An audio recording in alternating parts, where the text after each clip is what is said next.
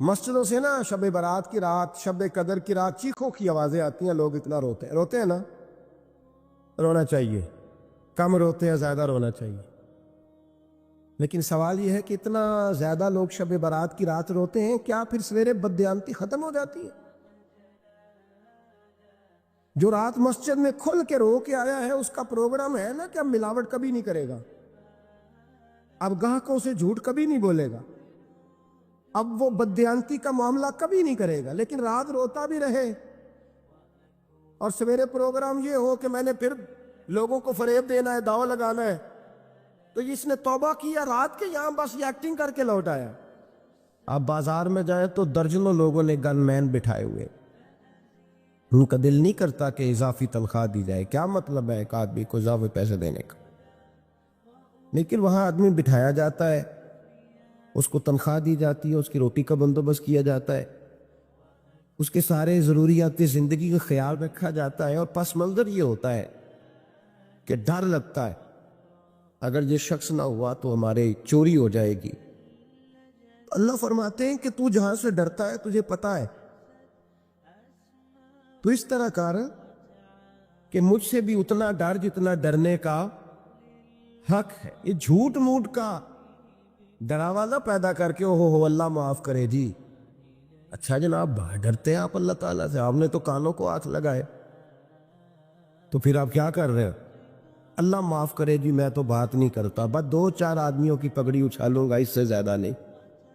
ڈر لگتا ہے جی بات کرتے ہو، 15-20 آدمی بس میرے قابو آئے. یہ کس قسم کا ڈر؟ ڈرنے کا حکم دیا. اور میرے رسول کریم سید عالم صلی اللہ تعالیٰ علیہ وآلہ وسلم نے ارشاد فرمایا کہ تو رب کریم سے دنیا میں ڈر جا. اس طرح ڈرنے کا حق ہے. جب قیامت کا دن آئے گا تو اللہ تجھے ڈرائے گا نہیں، بلکہ اپنی رحمت کی چھاؤں میں جنت میں داخل کر دے گا. یہاں ڈر.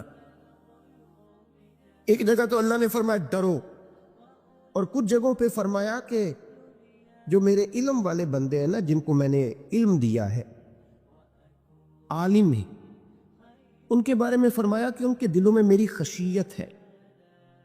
انما یخشی اللہ من عبادہ العلماء.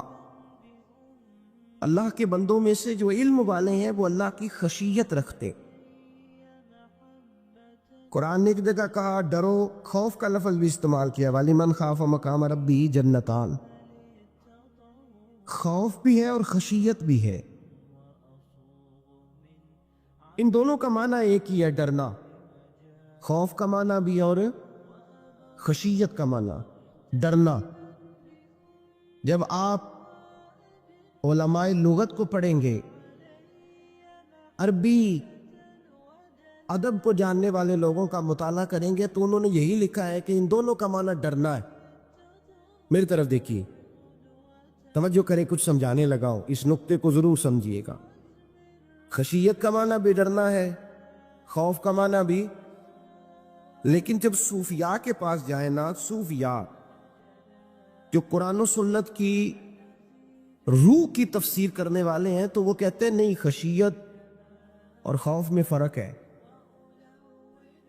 خوف اور ہوتا ہے، خشیت صوفیاء اس کی تفسیر اور کرتے ہیں.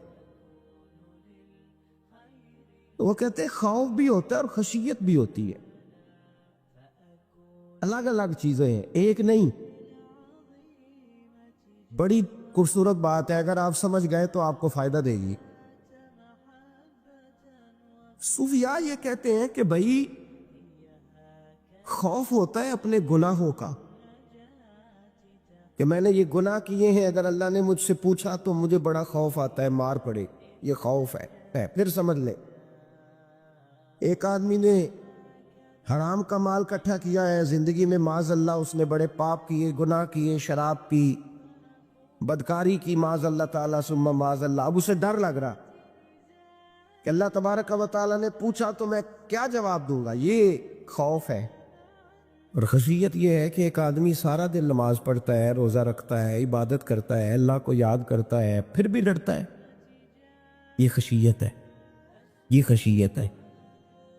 جو گناہوں سے ڈرے وہ خوف ہے، اور جو رب کی ناراضگی سے ڈرے وہ خشیت ہے.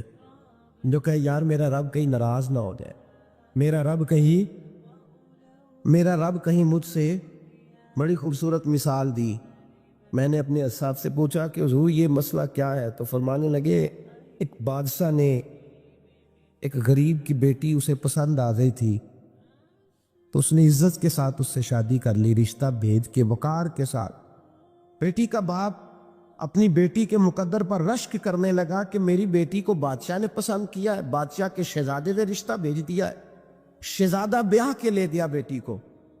20 کنیز آئے، نوکرانیاں اس عورت کی خدمت کرنے پہ لگی ہوئی ہے، اس کا ہر حکم ماننے کو تیار ہے، لیکن وہ بی بی سویرے بھی رو پڑتی ہے اور شام کو بھی رو پڑتی ہے، وہ روتی رہتی ہے۔ اسے کسی نے پوچھ لیا کہ بیبری تو روتی کیوں ہے؟ 20 کنیزائیں ہیں، گھر میں سکون ہے، ہر شے ہے، تو روتی کیوں ہے؟ تو وہ کہنے لگی اصل بات یہ ہے کہ جو کچھ مجھے ملا ہے میں اس کے قابل نہیں تھی، تو میں ڈرتی ہوں میرا سائی کہیں ناراض نہ ہو جائے، وہ ناراض نہ ہو جائے، میں قابل نہیں تھی، میری اوقات نہیں تھی۔ یہ من عالم کے من دانم، میں جو ہوں اس کا مجھے پتا تو ہے، اس نے میری حیثیت سے، میری اوقات سے، میرے ظرف سے، میری محنت سے بڑا بڑھ کے مجھے عطا کر دیا، میری چونکہ اوقات سے زیادہ دے دیا تو میں ڈرتی ہوں وہ ناراض نہ ہو جائے، کہیں میری یہ کھیل، یہ جو میں نے گھونسلہ بنایا ہے یہ کہیں میرا ٹوٹ نہ جائے۔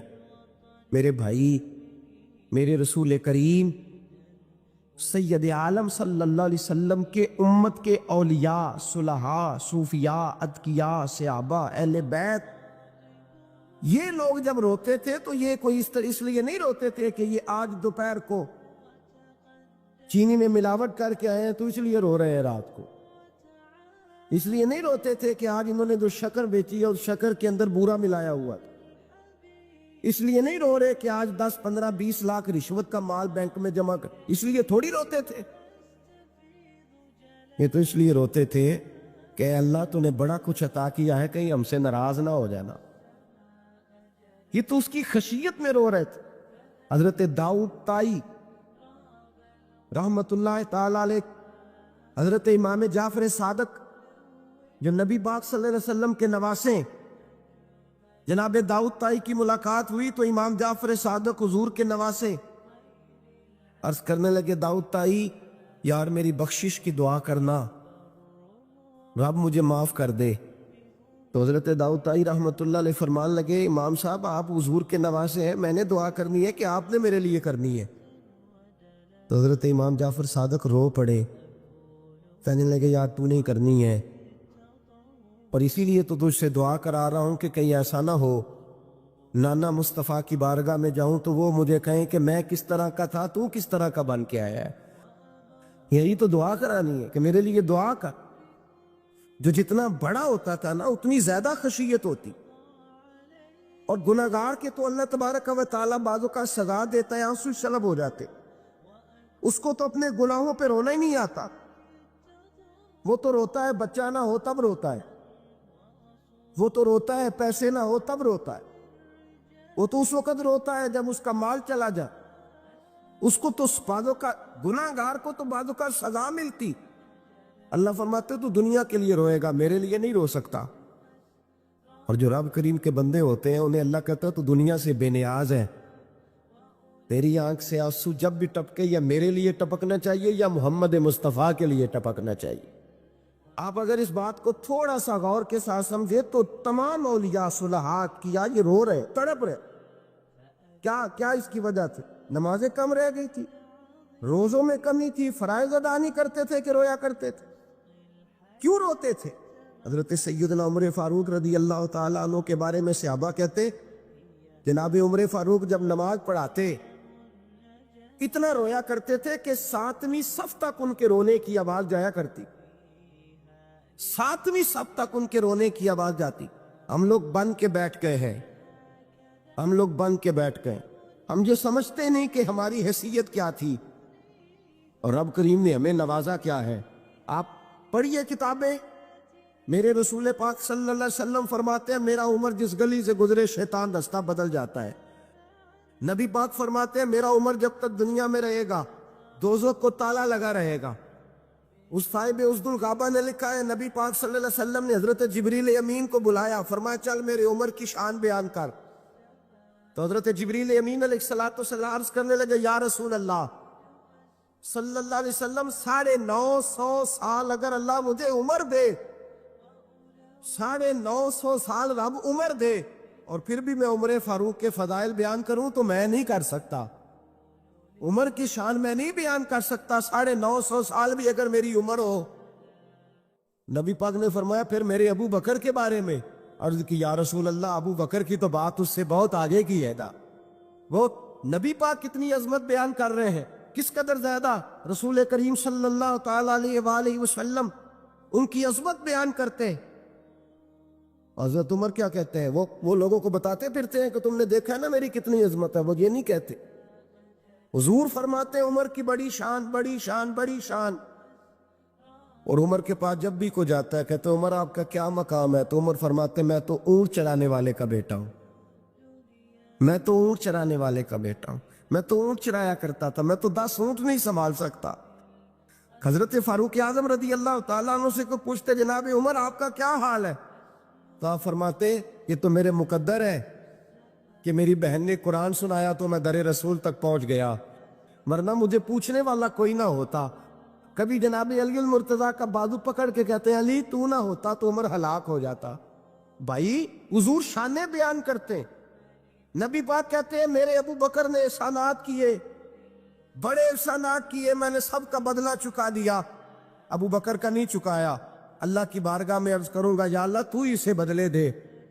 اور جناب ابو بکر صدیق سے کوئی پوچھتا ہے ابو بکر آپ کا کیا حال ہے، تو ابو بکر صدیق فرماتے ہیں مجھ سے میرے اندر کا عالم نہ پوچھو، اگر قیامت کے دن اعلان ہوا نا کہ سارے لوگ بخشے گئے ایک باقی بچا ہے تو مجھے ڈر لگتا ہے اکیلا ابو بکر ہی بچ جائے گا جو نہیں بخشا جائے گا، مجھے ڈر آتا ہے۔ او بھائی بن کے بیٹھ گئے لوگ، لوگوں کو پوچھ کر کے دیکھے، کہتے ہیں کیا پاپ کیا ہے، کیا ہو گیا ہے، خشیت سے کانپتی ہوئی روحیں، تڑپتے ہوئے میرے رسول پاک کے غلام، اولیاء اللہ صوفیاء کرام کے رونگٹے کھڑے ہیں رب کریم کے خوف سے، جو جتنا مالک کو جانتا ہے اتنا کانپ رہا ہے، اتنا ڈر رہا ہے، جس کی آنکھوں سے آنسو خشک ہے، مطلب یہ ہے یہ رب کو جانتا ہی نہیں، اسے کیا خبر اس کا جلال کتنا ہے، اسے کیا خبر اس کا عذاب کتنا ہے، تو کیا جانے، ان بطش ربک لشدید، جب وہ پکڑتا ہے تو بڑا سخت پکڑتا ہے۔ حضرت عثمان غنی کو 3 دفعہ میرے نبی پاک نے فرمایا جنتی ہے، جنتی ہے، العثمان فی الجنہ، العثمان فی الجنہ، العثمان فی الجنہ، 3 دفعہ حضور نے جنت کی بشارت دی۔ میرے مصطفیٰ کریم نے فرمایا میرا عثمان گلی سے گزرے تو فرشتے بھی اس کی حیا کرتے ہیں۔ جناب عثمان غنی جن کو میرے نبی نے 2 بیٹیاں دے کے کہا عثمان میری 100 بیٹی بھی ہوتی، ایک کے بعد دوسری انتقال کرتی جاتی تو میں ساری تیرے نکاح میں دینے کا، وہی حضرت عثمان غنی قبر پہ کھڑے ہیں حضور کے وصال کے بعد، ایک قبر پہ کھڑے، آنکھوں سے آنسو جاری ہے، داڑھی ساری آنسوؤں سے بھر گئی ہے، روتے ہی جاتے ہیں، روتے ہی جاتے ہیں۔ غلام کہتا عثمان یار رونا ہمیں چاہیے، رونا ہمیں چاہیے، جن کو کوئی بشارت نہیں اور آپ کو تو 3 بشارتیں، روتے کیوں ہو؟ جناب عثمان غنی فرمانے لگے جس مصطفیٰ نے مجھے جنت کی بشارت دی اسی رسول نے فرمایا تھا قبر آخرت کی منزلوں میں سے پہلی منزل ہے، آخرت کی منزلوں میں سے پہلی منزل۔ سوچتا ہوں اگر رب کریم نے عثمان سے حساب پوچھ لیا حساب کیسے دینا ہے، میرے مصطفیٰ کریم نے، یہ تو بات ہے نا جناب عمر کی، یہ تو بات ہے حضرت عمر کی، حضرت ابو بکر کی، جناب عثمان غنی کی، اور جس شیر خدا کے بارے میں نبی پاک نے فرمایا علی منی وانا بن علی، فرمایا علی اور میں 2 نہیں، میں علی ہوں اور علی میں ہے، جن کو فرمایا من کنت مولا ہوں فہذا علی مولا، اس کا میں مولا، اس کا علی بھی، اس کا علی بھی، جس مولا علی شیر خدا کو یہ درجہ دیا ولی المرتضیٰ اٹھے ہیں، نماز کا وضو کیا ہے، مصلی کی جانب جانے لگے تو جناب علی کا وضو تھر تھر کانپنے لگا، صبح برسنے لگے۔ حضرت سیدنا امام حسن آگے بڑھے، ابا جی کیا ہوا؟ میں حسن ڈر رہا ہوں، مالک کی بارگاہ میں جا رہا ہوں، کہیں رب علی کو دھتکار ہی نہ دے، کہیں مالک علی سے حساب ہی نہ پوچھ لے، کہیں اللہ تبارک و تعالیٰ ناراضگی کی نظر سے نہ دے۔ او بھائی، ہم لوگ اتنے دلیر، اتنے تگڑے، اتنے سیاہ، اتنے عقل مند، اتنے گناہوں کے پیچھے پہاڑ ہیں کہ مجال ہے کوئی ایک قطرہ وہ آنسو جو ہم نے سنبھال کے رکھے ہیں دنیا داری پہ بہانے کے لیے؟ کبھی اپنا حساب کر، کبھی سوچ۔ روز شکوہ کرتا ہے، کہتا ہے میرے پاس پیسے نہیں، گاڑی نہیں، کار نہیں، کوٹھی نہیں، سرمایہ نہیں۔ کبھی سوچ جو کچھ ہے اگر رب کریم میرے اور آپ کے اعمال دیکھے تو ہماری حیثیت ہے کہ وہ سارا کچھ ہمیں دیا جاتا؟ ہماری اوقات تھی کہ وہ ہمیں دیا جاتا جو اس نے دیا ہے؟ ٹٹول کے دیکھیں، عمر گزر گئی، شکوے کرتے، ذرا پلٹ کے دیکھیں۔ اگر ہمارے گناہ اور ہماری نیکیاں اکٹھی کی جائیں تو ہم جزا والے نہیں سزا والے نکلتے ہیں، معاذ اللہ۔ مامور غزنوی بڑا پیار کرتے تھے ایاز کے ساتھ، بڑا پیار کرتے تھے، نوازا کرتے تھے، روز کوئی نہ کوئی تحفہ ملتا تھا ایاز کو۔ کچھ حسد کرنے والوں نے کہا محمود تو اسے تحفے دیتا ہے اور یہ جنگل میں اسلحہ اکٹھا کر رہا ہے کہ تیرے خلاف علیحدہ سے فوج تیار کر رہا ہے، کچھ وقت آئے گا یہ تجھے چھوڑ کے علیحدہ سے بادشاہی کا دعویٰ کر دے۔ ماموں غزنوی کہنے لگے یہ کس طرح کی بات؟ کہ تمہیں پتہ ہے کہ ایاز عصر سے لے کر عشاء تک کہاں رہتا ہے؟ محمود کہنے لگے یار واقعی میں نے کبھی پوچھا تو نہیں۔ شک کا بیج بو دیا، شک کا بیج بو دیا۔ مامور غزنوی کہنے لگے اچھا آج میں پیچھا کروں گا، تفتیش کروں گا، تحقیق کروں گا کہاں جاتا ہے، تحقیق کروں گا۔ مامور غزنوی نکلے پیچھا کرنے۔ عصر کے بعد ایاز نے جنگل کا رخ کیا، محمود بھی پیچھے پیچھے ہو لیے۔ کہتے ہیں جنگل کے بیچ جا کے ایک جھونپڑی آئی، اس جھونپڑی کے اندر ایاز گئے، دروازہ کھولا، اندر چلے گئے۔ مجھے بڑا غصہ تھا کہ ہر بات مجھے بتاتا ہے، یہ کیوں نہیں بتائی؟ جب ایاز اندر گئے تو میں نے زور زور سے دروازہ کھٹکھٹایا غصے کے ساتھ۔ ایاز نے دروازہ کھولا، باہر آئے، میں نے کہا پیچھے ہٹ۔ ایاز پیچھے ہٹے تو میں اندر چلا گیا۔ محمود کہتے ہیں جب میں اندر گیا تو میں نے اس جھونپڑی میں ایک پرانا کرتا لٹکا ہوا دیکھا، ایک ٹوٹے ہوئے جوتے پڑے ہوئے دیکھے، ایک چھوٹا سا ڈنڈا دیکھا، ایک مٹکا، ایک پیالہ دیکھا۔ میں نے ساری تلاشی لی تو چند ٹوٹی پھوٹی پرانی چیزیں۔ میں نے کہا یار یہ کیا ہے؟ تو کہتے ہیں یاز کہنے لگا بادشاہ ٹٹول کے دیکھ لے، یہی کچھ ہے جو تو نے دیکھا ہو۔ میں نے کہا یہ ہے کیا؟ کہتے ہیں یاز پیروں میں بیٹھ گیا، تڑپ کے رونے لگا، کہنے لگا بادشاہ یہ میری اوقات ہے، یہ میری اوقات ہے، یہ میری اوقات ہے، یہ میری اوقات ہے۔ کہا کیا مطلب؟ کہنے لگا جس دن تیرے پاس آیا تھا نا تو یہ میری کائنات تھی کل، آج تیری مہربانیوں نے مجھے یہاں تک پہنچا دیا ہے۔ میں جو تیرا غدار نہیں نہ ہوتا، میں جو تیری نافرمانی نہیں کرتا، اس لیے نہیں کرتا کہ میں ہر شام آ کے اپنی اوقات یاد کرتا ہوں، اور پھر مجھے روز رات کو میرا نفس کہتا ہے اس کا وفادار رہنا، اس کا وفادار رہنا۔ تو اس حال میں تھا جب آیا تھا، اگر یہ بگڑ گیا تو پھر تجھے اپنی اوقات کا پتہ ہے نا۔ محمود غزنوی نے سینے سے لگایا، کہنے لگے آج تک تو بچا بھی اس لیے ہے کہ تو اپنی اوقات نہیں بھولا۔ ملا رومی کہتا ہے اپنی اوقات یاد رکھ تو کیا تھا، تجھے ایک رات سونے نہ دے تو اپنی ٹانگوں پہ کھڑا نہیں ہو سکتا، تیری وہ آنکھ لے جائے تو کچھ نہیں کر سکتا، وہ تجھے معذور کر دے تو کچھ نہیں کر سکتا۔ 30 سال کے اونچے 7 فٹ قد کے جوان اس نے فالج زدہ کر کے ہسپتالوں میں ڈال دیے، وہ کچھ نہ کر سکے۔ بڑے بڑے پہلوان جو کہتے تھے کہ ہم اٹھے تو دنیا اٹھتی ہے، اس نے پھینک دیے من و مٹی کے نیچے، کچھ نہ کر سکے۔ اپنی حیثیت نہ بھول۔ میرے رسول کریم سید عالم صلی اللہ علیہ وسلم نے فرمایا 2 باتوں میں لوگ دھوکے میں ہیں، اوکے میں ہے، اوکے میں ہے، دھوکے میں۔ یا رسول اللہ کون سی؟ فرمایا جو صحت مند ہے وہ دھوکے میں ہے، وہ سمجھتا ہے میں کبھی بیمار ہی نہیں ہوں گا، مجھے روز اسی طرح نیند آئے گی جس طرح اب آتی ہے، میں روز اسی طرح اٹھوں گا جیسے اب اٹھتا ہوں، میں اتنا ہی لمبا چوڑا رہوں گا جس طرح آج ہوں، میرا حسن اسی طرح قائم رہے گا جیسے آج ہوں۔ تو دھوکے میں ہے، دھوکے میں۔ بڑے بڑے آئے اور بڑے بڑے مٹی کا ڈھیر ہو گئے، فنا ہو گئے، کل من علیہ فان، فنا ہو گئے، کوئی پوچھنے والا نہ رہا۔ اور میرے رسول پاک نے فرمایا جو فارغ ہے، جن کو رب نے اپنی عبادت کے لیے فارغ کیا، اپنے دین کی نوکری کے لیے فارغ، وہ بھی دھوکے میں ہیں، وقت ضائع کر رہے، چوک اور چوراہے میں کھڑے ہیں۔ میرے بھائی، جب اپنی حیثیت انسان بھولتا ہے، حیثیت بھولتا ہے، پھر وہ شکوہ کرتا ہے۔ جب اپنی اوقات بھولتا ہے پھر شکوہ کرتا ہے۔ جب وہ بھول جاتا ہے کہ میں کیا تھا، پھر وہ شکوہ کرتا ہے۔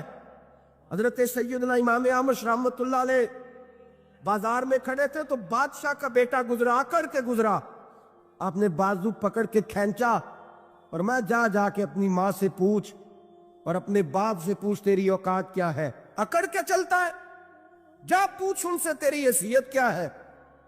حضرت جناب سیدنا امام احمد نے ڈانٹا تو واپس آیا، آگے کہنے لگا ابا وہ امام کیا کہتا تھا کہ میری اوقات کیا ہے، کیا اوقات ہے میری؟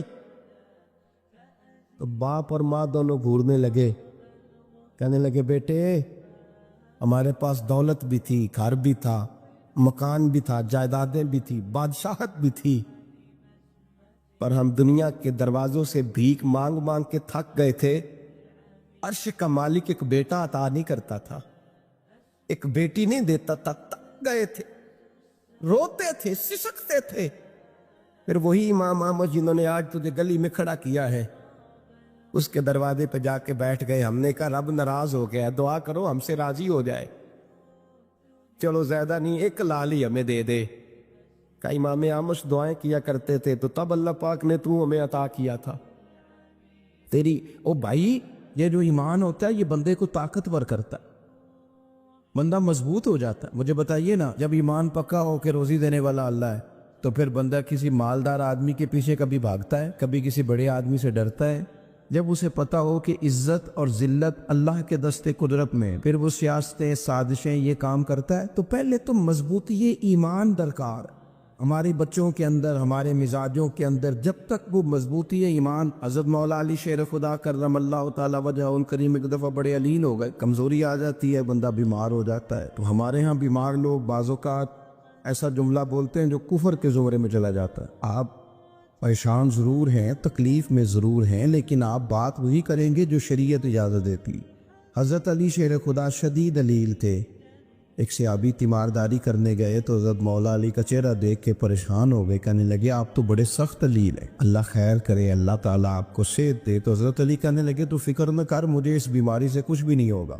نے کہا کیوں؟ فرمانے لگے مجھے نبی پاک علیہ السلام نے فرمایا تھا علی اس وقت دنیا سے جاؤ گے جب داڑھی خون سے رنگین ہو جائے گی، تو اس کا مطلب ہے میں خنجر کے وار کے ساتھ شہید کیا جاؤں گا، میں بیماری سے دنیا میں نہیں جاؤں گا، میں یہ بیماری سے مجھے کچھ بھی نہیں ہوگا، اللہ مجھے شفا دے دے گا۔ چونکہ حضور نے فرمایا کہ ساڈے نبی دی زبان ساڈے واسطے قرآن، تو سب سے پہلے تو اپنے ایمان کے اندر، توکل کے اندر مضبوطی پیدا کریں۔ مسلمان دیکھو نا، نماز پڑھنے سے روزی میں برکت ہوتی ہے، تو پھر اس کا مطلب یہ ہے کہ جب ٹائم آئے نا نماز کا تو گاہ تو جتنے مرضی کھڑے ہوں پھر دکان بند کرنی چاہیے، پھر نماز پڑھنی چاہیے، کیونکہ روزی تو اللہ نے دینی ہے، گاہکوں نے تو دینی۔ تو سب سے پہلے ضروری ہے مضبوطی ایمان، توکل، اللہ کی ذات پر بھروسہ۔ آپ کبھی میدان کربلا کا پورا نقشہ اپنے سامنے رکھیں نا، 2 چیزیں ہیں۔ امام حسین کو نظر آ رہا ہے اب شہادت ہو جائے گی، اتنی بڑی فوج آئی ہے، خدا کی حکمت کے تقاضے سمجھ میں آ رہے ہیں، حالات کیا ہوں گے سمجھ آ رہی، پر ایک لمحے کے لیے بھی ان کا توکل کمزور نہیں ہوا۔ اپنے رب پر جو مضبوط بھروسہ ہے. سیدہ طیبہ طاہرہ حضرت فاطمہ الزہرا رضی اللہ تعالیٰ عنہ اونٹ کے بالوں کی بنی ہوئی چادر اوڑھ کر چکی پیس رہی تھی. یا بیویاں بڑا روتی ہیں، غریبی بڑی ہے، بڑی غریب بھی ہے. حالانکہ اب کون بندہ پیوند والے کپڑے پہنتا ہے جی؟ اب تو بڑی مشکل سے وہ لوگ ملتے ہیں جو جوتا ٹوٹ جائے تو گانٹھ کے پہنے، ورنہ تو نئے جوتے آ جاتے ہیں. حضرت سیدہ پاک اونٹ کے بالوں کی بنی ہوئی چادر اوڑھ کے چکی پیس رہی تھی. نبی پاک صلی اللہ علیہ وسلم نے دیکھا، آنکھوں میں آنسو ضرور آئے، پر محبوب نے فرمایا فاطمہ دنیا میں تھوڑی سی تکلیف برداشت کرو، قیامت کی ساری عزت اللہ آپ کو ہی عطا فرمائے گا. تو توکل کی مضبوطی، اللہ کی ذات پر بھروسہ، اپنے رب کریم کے ساتھ امیدوں کا وابستہ کرنا، اس سے مضبوطی آئی. دوسرا فرمایا وَعَمِلُوا الصَّالِحَاتِ، بہترین عمل کیا جائے زندگی میں، نیک اعمال کیے جائے، وقت ضائع نہ کیا جائے. ہر وقت کوئی نہ کوئی کام بندہ کرتا رہے. یہاں بہت سارے لوگ ہیں جن کو لوگ نیک کہنا شروع کر دیتے ہیں نا، وہ سمجھ لیتے ہیں شاید ہم سچی مچی نیک ہیں. لوگ جو کہتے ہیں حضرت صاحب قبلہ، پیر صاحب قبلہ، میں یہ طالب علموں کو، دوستوں کو، بلکہ اپنے آپ کو بھی کئی دفعہ کہتا رہتا ہوں، اپنے آپ کو سمجھاتا ہوں کہ یہ لوگ تجھے کہہ رہے ہیں حضرت صاحب، یہ تو رات کو تو اپنے آپ سے پوچھنا، اپنے رب سے پوچھ. کبھی موقع ملے تو اپنی گریبان میں جھانک، غور کر کے تیری کیفیت کیا ہے. تنہائی میں تیرا دل اللہ سے جڑتا ہے کہ نہیں؟ عبادت میں دل لگتا ہے کہ نہیں؟ خدا کا خوف دل میں رہتا ہے کہ نہیں؟ غریب کی محبت، عزیزوں قربت والوں کا احساس طبیعت میں موجود رہتا ہے کہ نہیں؟ ویسے تو میرا مطلب ہے، لوگ کہہ دیتے حاجی صاحب آپ بڑے سخی ہیں، تو اس سے تو نہیں نا بندے نے سخی ہونا. سخی تو تب ہونا ہے جب اللہ کی بارگاہ میں مقبول ہو. اعمال صالحہ، نیک کام، اور وہ کرتا رہے بندہ. کوئی بھی کام اسے نیکی کا مل جائے نا. لیکن اپنا معیار ہر انسان نے بنایا ہوتا ہے کامیابی کا. کچھ لوگوں کا خیال یہ ہوتا ہے کہ بچے میرے پڑھ گئے، اپنی اپنی جگہ پہ سیٹ ہو گئے، میں اب بڑے سکون میں ہوں. کچھ کی رائے یہ ہوتی ہے کہ میں نے سب بچے بچیوں کا بیاہ کر دیا ہے، گھر میرا بن گیا ہے، اب میں بڑے آرام میں ہوں، قرار میں ہوں، سکون میں ہوں. تو اپنی اپنی رائے ہوتی ہے، لیکن حقیقت وہ ہے، اصل وہ ہے جسے اللہ کے قرآن نے بیان کیا. اللہ کریم نے فرمایا والعصر، اے محبوب علیہ السلام ہمیں آپ کے زمانہ مبارکہ کی قسم ہو، ان الانسان لفی خسر، فرمایا بے شک انسان خسارے میں، نقصان میں. اپنے تئیں کوئی دعویٰ کر لیتا ہے. آپ دیکھتے ہیں کہ بہت سارے لوگوں کے دعوے اپنے اپنے ہوتے ہیں نا. کسی بھی طالب علم سے آپ پوچھیں پیپر دے کے آئے تو پیپر کیسا ہوا ہے، تو کیا کہتا ہے؟ جب کینڈیڈیٹ الیکشن لڑتے ہیں تو رات کو جب وہ سوتے ہیں تو سارے جیت کے ہی سوتے ہیں. ان کو سب یہی کہتے ہیں کہ لوگ سارے تیرے ساتھ ہی ہیں. حالات یہ جتنے بادشاہ حکمران ہوتے ہیں، ان کے بگڑنے کی بنیادی وجہ ہوتی ہے کہ یہ خوش فہمیوں میں مبتلا ہوتے ہیں. ہم میں سے بھی ڈھیر سارے لوگ ہیں جو خوش فہمیوں میں مبتلا ہیں. کچھ کہتے ہیں جناب ہماری نسبت بڑی تگڑی ہے. بھئی نسبت تو امام حسین سے تگڑی تو کسی کی نہیں نا. تو ساری رات نماز پڑھتے تھے، روزے رکھتے تھے، اللہ کو یاد کرتے تھے. آپ خالی نسبت پر بیٹھ کر عمل چھوڑ جائیں تو یہ کیسے ممکن ہے؟ تو اپنے اپنے تئیں لوگوں نے معیار کامیابی کے قائم کر لیے ہیں. اللہ فرماتا ہے کہ محبوب مجھے قسم وہ زمانے کی، انسان نقصان میں. یہ دن بدن جو وقت گزار رہا ہے تو اس کا نقصان، اس کا خسارہ، اس کا گھاٹا بڑھتا جا رہا ہے. روز نقصان میں. کتنا کتنا عمر کا حصہ لوگوں نے ضائع کر دیا. کتنے کتنے بہترین لوگ تھے لیکن روزی روٹی کے پیچھے وقت سارا برباد ہو گیا. یہ رزق حلال کے لیے دوڑ دھوپ ہو وہ تو بڑی بات، لیکن تکبر کے لیے اور خواہشات، بیجا خواہشات کی تکمیل کے لیے، ایک دوسرے سے آگے بڑھنے کے لیے بڑا وقت ضائع کیا لوگوں. اچھا کوئی بھی نہیں جیتا، خاندانوں میں بھی کوئی نہیں جیتا، برادریوں میں بھی کوئی نہیں جیتا، پر لڑائی ساری زندگی کی ہے. میں نے آگے گزرنا، میں نے اب، حالانکہ کوئی کسی کو جیتنے دیتا ہی نہیں. اپنے اپنے تئیں لوگوں نے معیار قائم کیے کامیابی کے. اللہ فرماتے ہیں بے شک انسان نقصان میں ہے، لیکن جس میں 4 خوبیاں پائی جائیں، اللہ کا قرآن کہتا ہے وہ بندہ کامیاب ہوئے. کون کون سی؟ الا الذین آمنوا، سب نقصان میں نہیں سوائے ان لوگوں کے جو ایمان لائے. سب سے پہلے کیا کرے؟ ایمان ہو اس کے پاس، مضبوط ایمان. وعملوا الصالحات، اور ایمان بھی لائے اور نیک کام بھی کرے. اور صرف نیک کام نہ کرے، وتواصوا بالحق، لوگوں کو حق بات کی نصیحت بھی کرے. اور ظاہر ہے سچ بولے گا، حق بولے گا تو بڑے لوگوں کے مفادات کو ٹھیس پہنچے گی، کچھ لوگوں کو تکلیف بھی ہوگی. تو اب جب تکلیف ہوگی تو پھر مصیبت بھی آئے گی. تو اگر حق بات کہنی ہے تو پھر کیا کرے؟ وَتَوَاصَوْا بِالصَّبْرِ، اور ایک دوسرے کو صبر کی بھی وصیت کرے. 4 چیزیں پائی جائیں: ایمان، اعمال صالحہ، حق کی نصیحت، اس رستے میں آنے والی تکلیف پر صبر. اگر یہ 4 چیزیں میسر آتی ہیں تو اللہ کا قرآن کہتا ہے بندہ کامیاب ہے. اور اگر یہ 4 چیزیں نہیں تو پھر کو بندہ جتنا مرضی دعویٰ کرے، جتنا مرضی شور کرے، جتنا مرضی اعلان کرے، وہ کامیاب ہو سکتا. سب سے پہلے تو اپنا ایمان پکا کرے. یہ جو کچی پکی باتیں کرتے ہیں نا لوگ، مسلمان جو ہوتا ہے نا، مسلمان وہ لاوارث نہیں ہوتا، وہ وارث والا ہوتا ہے. اس کا رب ہر وقت اپنی رحمت سے اس کی حفاظت کرتا ہے. مسلمان ہر وقت نبی پاک علیہ السلام کی نگاہ کرم میں رہتا ہے. اسے کمزور باتیں نہیں کرنی چاہیے کہ میرے کو پیچھے چڑھ گیا تو پتہ نہیں کیا ہو جائے گا، برادری مخالف ہو گئی تو پتہ نہیں کیا ہو جائے گا، سچ بول دوں گا تو لوگ پتہ نہیں مجھے مار دیں گے. ایسا ہو نہیں سکتا. چھری حضرت ابراہیم چلائے بھی نا تو حضرت اسماعیل کے حلق پہ چلنا اس نے تب بھی ہے جب اللہ حکم کرے گا. تو اللہ کی حکمت ہوگی، حکمت الہی ہوتی ہے تو کوئی کام ہوتا ہے، ورنہ ہوتا. تو اپنی طبیعت میں مضبوط ایمان، توکل، اللہ پہ بھروسہ، مضبوطی افکار کی، کچی باتیں نہیں. دیکھو نبی پاک صلی اللہ تعالیٰ علیہ وسلم نے فرمایا نیکی کو کبھی حقیر نہیں سمجھنا، کبھی ایکارت سے نہیں نیکی کرنی کہ یہ بڑی چھوٹی ہے تو میں اس کو کروں. اب فرمایا کبھی حقیر نہ سمجھنا، نیکی کا کام جو بھی ملے کر دینا. فرمایا اگر بھائی سے مسکرا کے ملو گے بنا تو اس پر بھی اللہ تمہیں صدقے کا ثواب عطا کرے گا. ہم تو اس دین سے کے ماننے والے ہیں جو کہتے ہیں تو گلی سے روڑا اٹھا دے، کانٹا اٹھا دے، کسی کی تکلیف دور کر دے، کسی اس پر گنجائش کر دے، کسی کے لیے آسانی کر دے. جو بھی خیر کا کام میسر آئے پورے دن میں اسے چھوڑے نہیں. صبح گھر سے نکلے، وہ ایک صحابی تھے، غالباً تابعی تھے، تو بازار جاتے اپنے غلام کے ساتھ تو سارا بازار گھوم کے واپس آ گئے.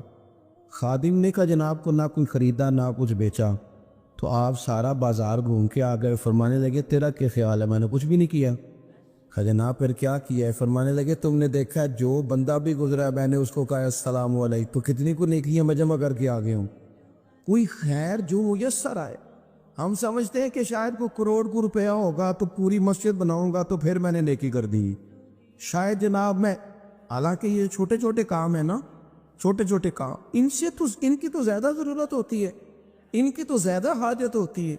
کوئی آپ رستے میں گزر رہے ہیں تو نیچے کوئی کھڈا بنا ہوا ہے تو اس پر ہم کیا کرتے ہیں؟ گاڑی میں بیٹھ کے تبصرہ کرتے ہیں اے روڈ کھورے کا تو بننا ہے بھئی، یہ کھڈا ہے نا تو آپ نیچے اترے نا تو آپ دھاوڑا لے نا، کئی پکڑے نا، یہ تو 5 منٹ کا کام ہے، یہاں آسانی کر دے نا، آپ اس میں گنجائش کر دیں.